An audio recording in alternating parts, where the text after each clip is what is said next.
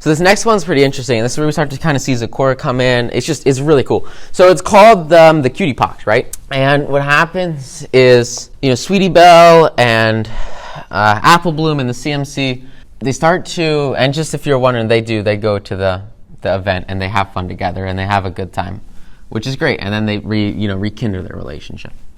So Sweetie Belle and Apple Bloom and everyone, the CMC, the three Cutie Mark Crusaders, they go to Zecora and they say, look, we want to have a potion that can, give us our cutie mark because we really want the cutie mark. And so, because that was their goal, right? And they said, well, why don't we just take this shortcut? Why don't we cheat? Why don't we do it the easy way? And we'll go to, the little witch lady, the magic lady who has potions. And so they go here. And she gives them this elixir that will give them a cutie mark, right? And she's like, you gotta be careful with this because it seriously can mess you up. And these three, of course, they're like, of course, we'll be careful. Yeah, you bet, right? And so they take this and they go back to town and they take the potion. And what's the problem is very quickly and very immediately, you start to see stuff goes wrong. And stuff goes wrong. Why stuff goes wrong? Well, stuff goes wrong because this is not the right way. You don't take a drug to get to your goal, right? And so what happens is they if this is their body or whatever, they get their cutie mark, and then they get another cutie mark, and they get another cutie mark, and they get another cutie mark, and they get 50 of these cutie marks on their body, kind of like how that looks. And each of these cutie marks, it represents a skill, right? So they start to do tons and tons of different things. Just there's this picture, and you've got Apple Bloom, and she's lifting a barbell and spinning plates on her head because she's got these spinning plate cutie marks and this barbell. They're just doing a ridiculous amount of things, just a crazy number of different things over and over and over, because they have all these different cutie marks and they have all these different skills. And instead of focusing on doing it the right way and figuring out the one thing, oh my God, the one thing that they need to succeed, the one thing that would give them their special talent, which is special talent, special for a reason, right? They take this druggy way and they try to go many, many, many, many different things, and it just ruins them. They can't do anything in their life because they're always going back and forth between different activities. They have so many different skills. They've got to pick one thing and absolutely destroy that one thing. You look at specialist versus generalist. Who are you going to pay more, a general practitioner or a heart surgeon? It's not a difficult comparison to make. But what they do is they're just so thirsty. They have such insane level of desire to really get this cutie mark that they're willing to try anything they can. They're willing to uncover any stone possible to get to this goal, to get to their cutie mark, even if it means destroying their potential health and getting essentially what they call the cutie pox, which is just terrible place to be, because they can't focus on what really matters. And so really the thing to learn here is they go back to Zecora, and Zecora, she cures them, and she says, this is the cure, you can't do this again, this is terrible. But what matters? Well, what matters is you can have, say you want one thing, the thing that you desire the most out of anything. It's going to take effort to get there. You've got to put in the stuff. And that's exactly what they've been doing, Cutie Mark Crusade, they've been going and going and going and going. But they get to this point right here, and they decide that they want to take a shortcut. They want to take the elevator to success. They want to go straight towards it by using a cheat or a shortcut. And we've seen this before, we've seen it again. It just absolutely destroys them. And it crushes their progress because now they're they got what they wanted, but it's not really what they wanted. And this happens so often when you have maybe a vague goal or a goal where you're not 100% certain on what you seriously need from it. And so because of that, you try to do maybe one part of it and then another part of it, another part of it, and it just does not work. You start to get crap like this where you're trying to do every single part of the business, especially when you start if you start a startup or you start some kind of business for yourself, where you're trying to juggle everything and do all of it at once. It's not going to work. You've got to get, that collection of friends, that collection of people where each of them does their own thing. And you guys together are doing so much more than each person could do individually, because you have your own strength. And so this is a really solid book. It's called The One Thing, and it'll kind of help you figure out what that one overarching goal needs to be, so that you can figure out what the next immediate steps need to be in your real action plan, so that you don't have to take the shortcut, and you can kind of cut through all the crap that doesn't work and focus on getting what you really desire, and then taking the steps that are proven that actually do work over and over and over again, so you can isolate what it is that can have the biggest impact possible on your life. So really powerful stuff. And then it also helps you, right, like when you're not doing 50 things at the same time, you're just doing one thing, it really helps you focus and have total clarity on what it is that you need to do now to have the success that you desire in your life, so that you can function as your part in the cog of all the people in the world around you that you construct by building friendships and relationships and masterminds that are going to last for lifetimes. Cool stuff. So, next one, oh my god, this one's so fun. I love it. So this is May the Best Pet Win. And in this episode, Rainbow Dash, she wants a pet, right? And so she goes to Fluttershy and says, hey, Fluttershy, can you help me out here? And maybe can we get a pet? And so Fluttershy says, oh my god, no way you want a pet, that's so cool. And so they spend pretty much the whole episode, it's about how Rainbow picks her pet, because she's got to find a pet. There's a lot of options, and so to give you a lot of the pre-frame into this, and to emotionalize it, we're gonna go through the there's a really powerful song that they do for this, which is just awesome. So we're gonna do that, and then we will get into what actually happens throughout.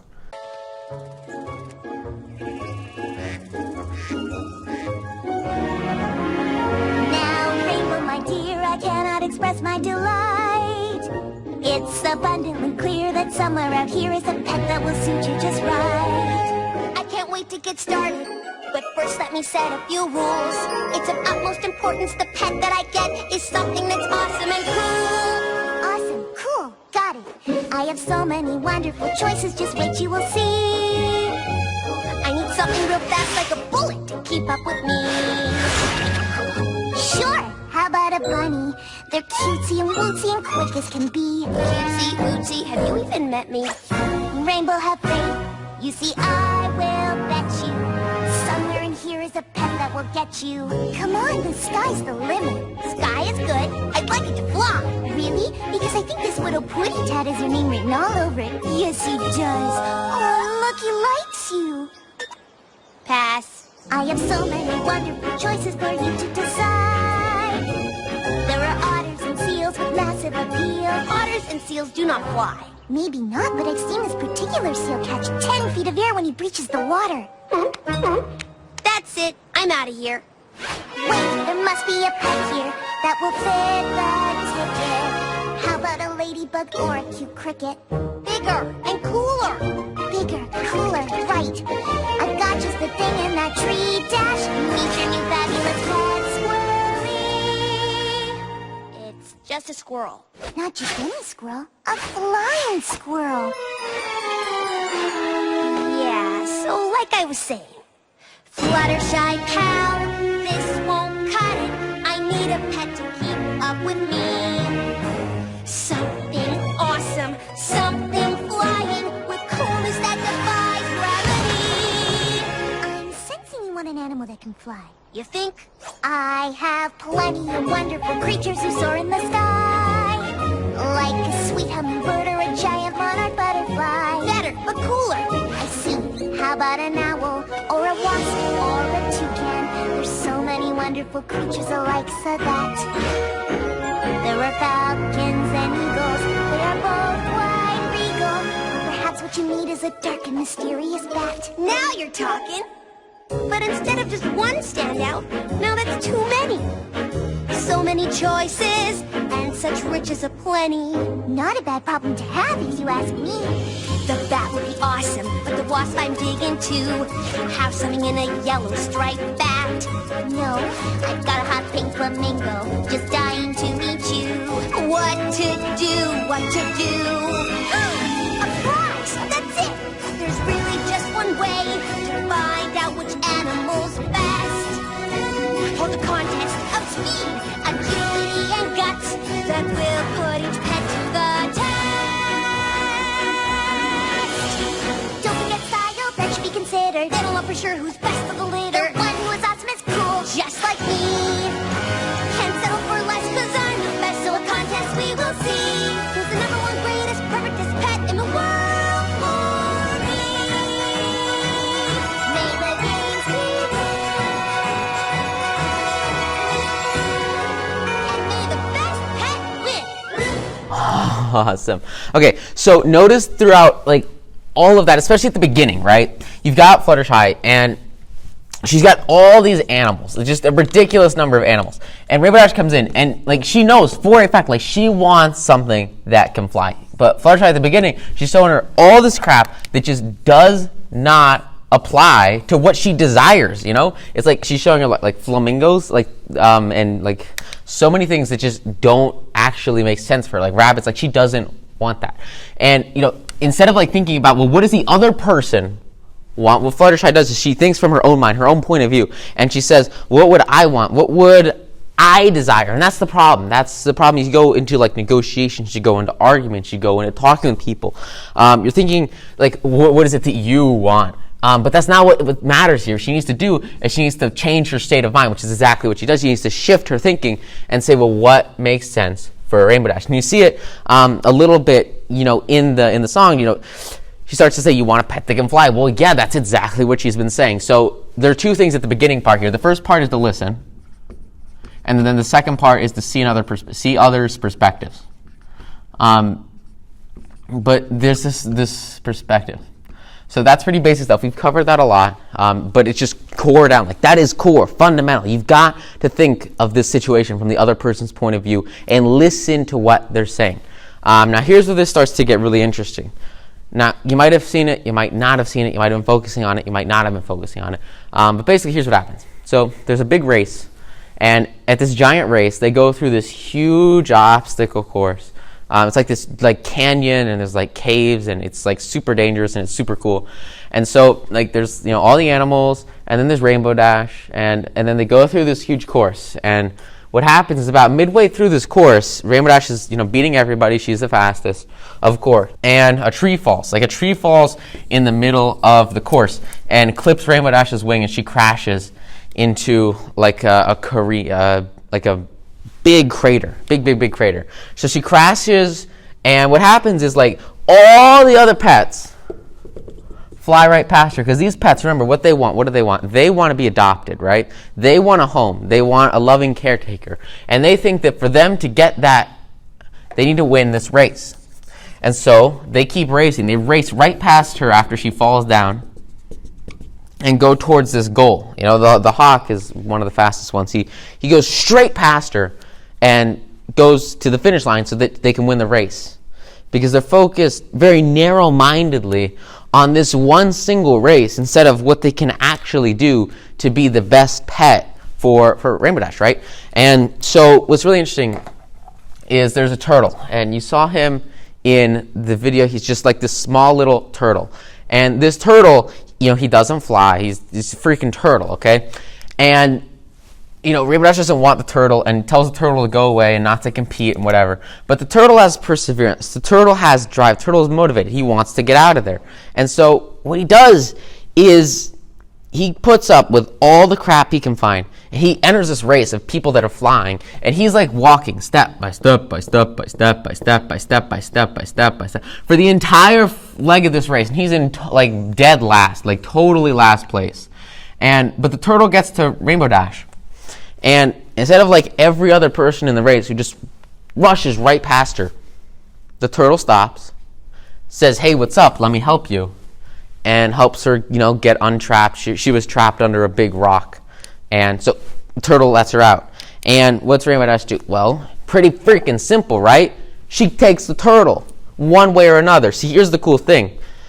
in her mind, she had an idea of what she wanted. She had an image that she was going for. For her, that was like flying. For her, she wanted this like super cool pet. But when she found that the only one who actually stood by her in her time of need was this newfound friend who was the turtle, like that's the deepest relationship, right? That's the closest person you can have, is those who will stay by you in the time of need, which is exactly what happens with this turtle. And so what'd she do? Well, here's the interesting thing. See, in any situation, you can always, find a way. If there's a will, there's a way. It's totally, totally true. If you have an end goal in mind, if you have something that you want to accomplish, you want to achieve, you want to do, if you can conceive it and believe it, you can achieve it. And that's exactly what happens in this situation with the turtle. Rainbow Dash, she finds a way. She gets like a propeller and straps it onto the back of this turtle and makes the turtle fly. And even though the turtle's a little bit slower, she gets over it and she finds a way to cope with it and makes it work. And she starts to bond with the turtle and grow with the turtle. And the turtle sticks with her for like the entire rest of the show. Why? Because it was the only one who stuck with her in that tough moment. And through pure determination and an expression of kindness alone, that turtle, he becomes the pet that gets taken home that day. And it was only because he stepped back, looked at what was really going on, and said, you know what, if I really want to have the biggest impact on this, on Rainbow Dash, you got to help her and stop and sacrifice the competition, sacrifice winning for what's right, what should really be done. And in this situation, the right thing to do was very clearly that she could get out of the race or out of the rocks and get back into the race, right? So, next episode. So this is a really, really great one. It's kind of interesting. So there's this new magic pony called Mysterious Ne'er-Do-Well. And the reason that this person, emerges is because Rainbow Dash, she's going around town, and basically she's like helping people across the street. She's saving like people in burning buildings. They have like a ton of dramatic scenes of Rainbow Dash going and just doing super heroic stuff and being like the happiest person ever and having the whole town adore her and give her tons and tons of attention. And so she's like super happy because everyone's focused on her. They think she's the coolest person ever. And it's really, really, really building up her ego, right? And she feels super, super important. She feels very significant. She's getting tons and tons and tons of attention from these people, which is awesome, right? And so she loves that, and she keeps helping people and saving people. And she starts to really, really kind of like showboat a little bit, show off a little bit, and boast a little bit about like how she's the coolest person ever.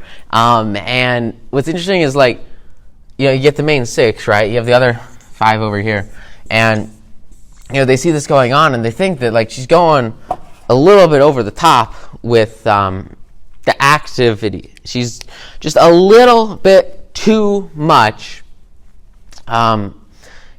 saying like, oh, I'm gonna be the best person ever, and like it's just a little bit showboaty, right? A little too much. So what do? Well, they create this fictitious, mysterious ne'er-do-well, right? And what they do is so Rarity, she makes like 5 versions of this purple costume, and they all get one, right? They all get this version of the purple costume, and so they put on this costume, and they go around like saving the town and doing all the stuff Rainbow Dash was doing, and stopping chaos and saving the day and stuff like that.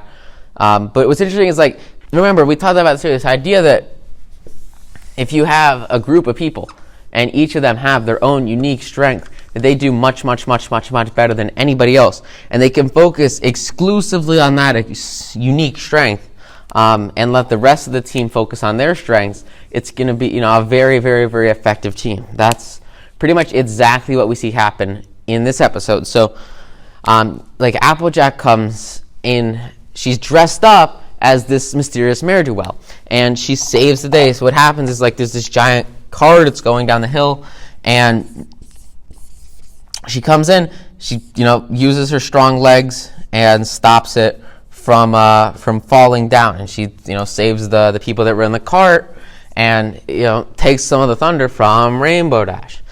Same thing happens later, right? There's a dam and the dam has like a hole in it, and so she comes in. Twilight wears the suit, and she, brings in a bunch of rocks and, closes up the dam. Same thing happens again later with animals. Fluttershy comes in wearing the suit, right? The suit is like they seem like they're the same person to the town. But what's cool is like she's got her mask, right? So you can't actually see the person that's in the suit. And that's totally cool because it's so much more about impact than about ego. They don't care about building up their reputation or their ego or whatever they love to do. They're more influenced by the impact they're having on the town around them, the people around them, and just the effect that they're having on the world, which is very, a stark contrast to Rainbow Dash, where she cares so much more about her ego than actually having a big impact on anyone in the town. And so you see that difference because they wear the mask and work as a team, as an undisclosed, like they don't tell anyone who they are. They just care about getting it done, which is so powerful. And it's this idea that like you can have this huge team work on a project. They all come together. They all strive pretty much like their best efforts day in, day out, to get the work done, to get this long haul in, and to keep growing and growing and growing. But it's not necessarily about the external fulfillment. It's more so about the internal fulfillment.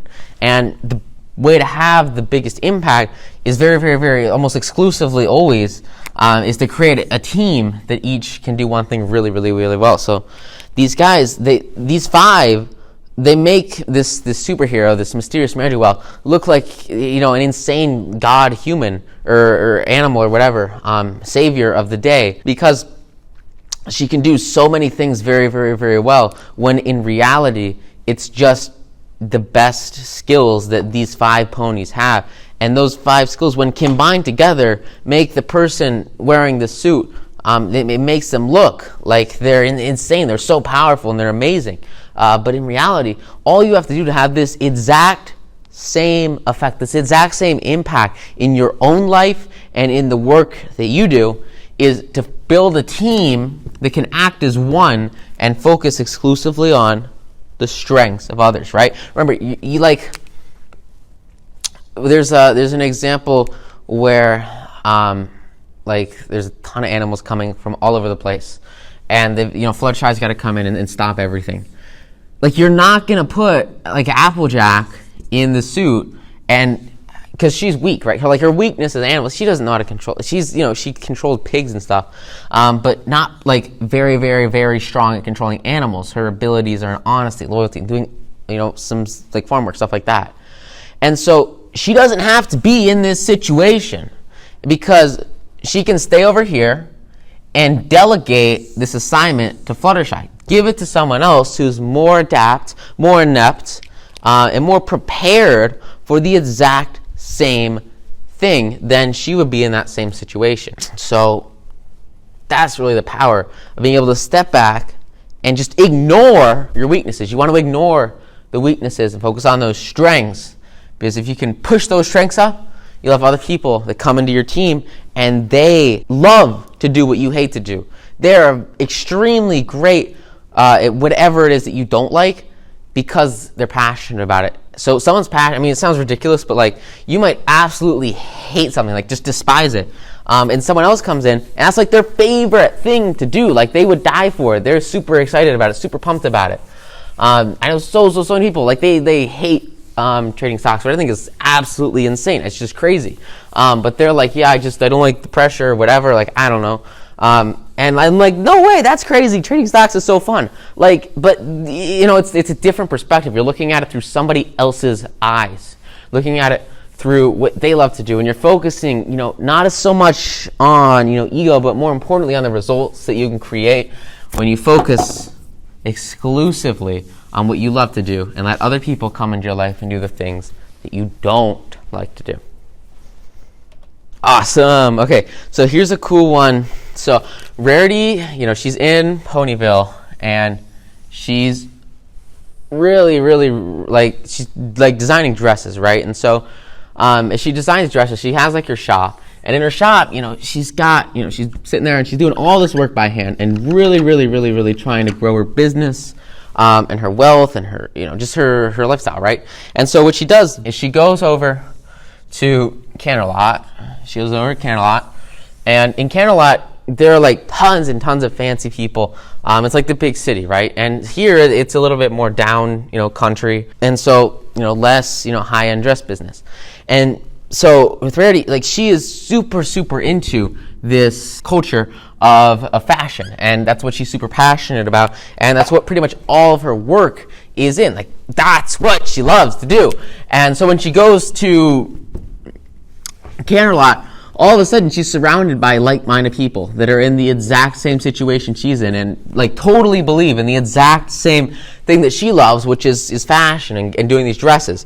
And so in Sweet and Elite, like she connects with all these people over and over again because they're of similar interests, similar backgrounds. Obviously, like one of the easiest ways to instantly make like a huge social group is to just connect with this one cultural background.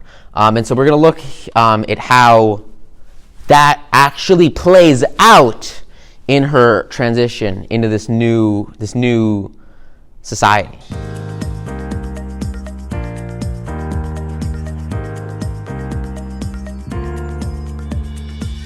I'll be the toast of the town, the girl on the go, and the type of pony every pony should know.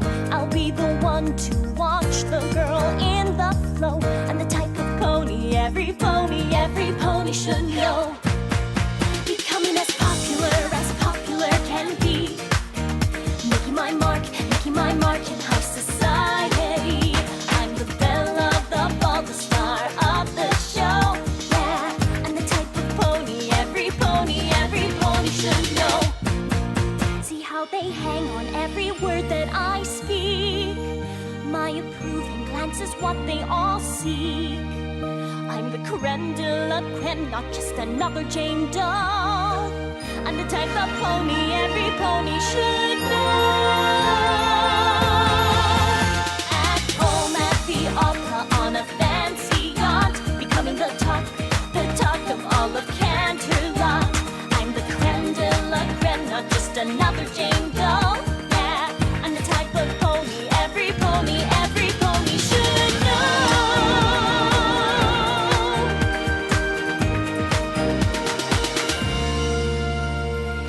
Because I'm the type of pony, yes, I'm the type of pony. Yes, I'm the type of pony every pony should know.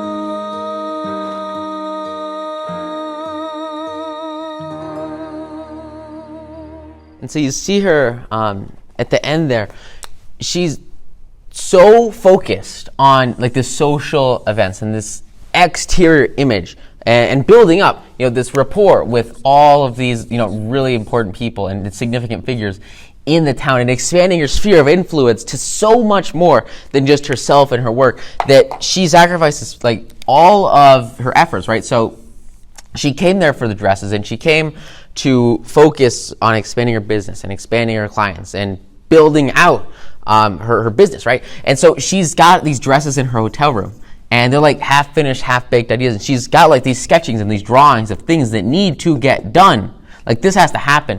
And she gets home at night after like this insane huge party where she's having tons and tons of like insane growth with these guys and bonding with them on a pretty deep level. Like she gets a lot of influence, right?